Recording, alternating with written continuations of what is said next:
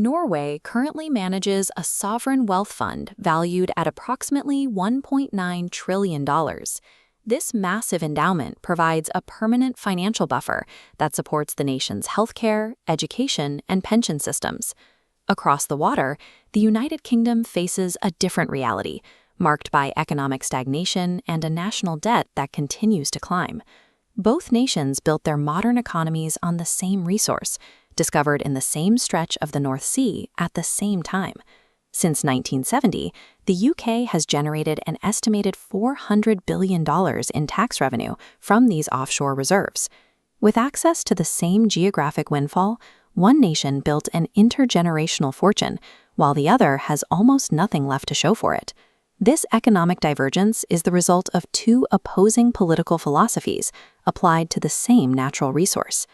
In the 1980s, the UK adopted a strategy rooted in market liberalization and immediate fiscal goals. The government privatized state-owned oil interests like Britoil and BP, moving away from direct public ownership of the resource.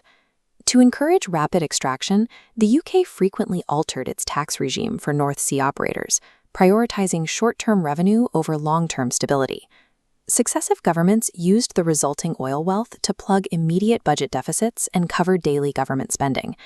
By treating the oil as a temporary cash crop to support the existing budget, the UK converted a natural resource into fleeting fiscal relief. Norway established a different foundational goal, using oil as a mechanism to build a qualitatively better society over the long term. They took a patient approach to production, occasionally holding back extraction to maximize value when global prices were low.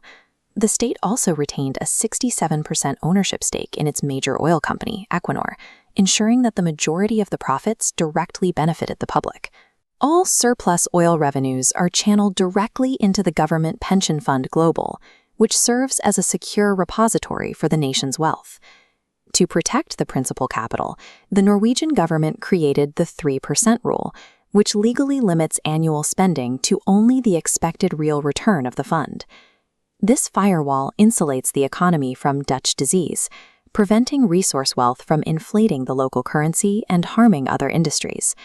The fund now grows primarily through international investment income rather than new extraction.